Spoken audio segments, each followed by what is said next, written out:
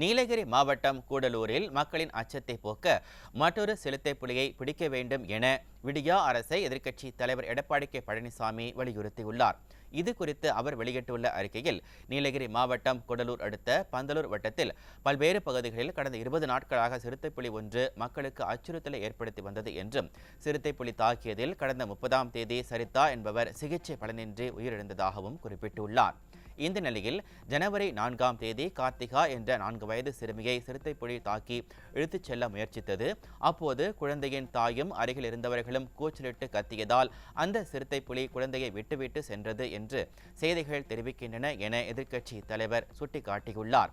பந்தலூர் பகுதியில் தேயிலை தோட்டத்தில் பணிபுரியும் ஜார்க்கண்ட் மாநில தம்பதியினரின் 3.5 வயது பெண் குழந்தையை சிறுத்தை புலி தாக்கி உயிரிழந்ததை சுட்டிக்காட்டியுள்ளார். 2 நாட்களுக்கு முன்பு பொதுமக்களை தாக்கிய சிறுத்தை புலியை மயக்க ஊசி செலுத்தி பிடித்ததாகவும், பின்னர் வனத்துறையினர் அந்த புலியை சென்னை வண்டலூருக்கு அனுப்பியதாகவும் செய்திகள் தெரிவிக்கின்றன என எதிர்க்கட்சி தலைவர் தெரிவித்துள்ளார். இந்த நிலையில் பிடிபட்ட சிறுத்தை புலியை தவிர மற்றொரு சிறுத்தை புலியின் நடமாட்டம் இருப்பதாகவும், அந்த புலியை பார்த்ததாகவும் அப்பகுதி மக்கள் தெரிவிக்கின்றனர். எனவே விடியா அரசு மற்றொரு சிறுத்தை புலியை உடனடியாக பிடிக்க வேண்டும் என்றும், சிறுத்தை புலியை பிடித்து அப்பகுதி மக்களின் அச்சத்தை போக்க வேண்டும் எனவும் அவர் வலியுறுத்தியுள்ளார்.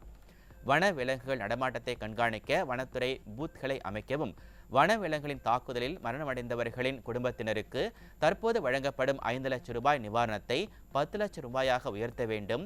படுகாயம் அடைந்தவர்களுக்கு உரிய மருத்துவ சிகிச்சையுடன் 2 லட்சம் ரூபாயும், காயம் அடைந்தவர்களுக்கு உரிய மருத்துவ சிகிச்சையுடன் 50,000 ரூபாயும் வழங்க வேண்டும் என்று எதிர்க்கட்சி தலைவர் எடப்பாடி கே பழனிசாமி வலியுறுத்தியுள்ளார்.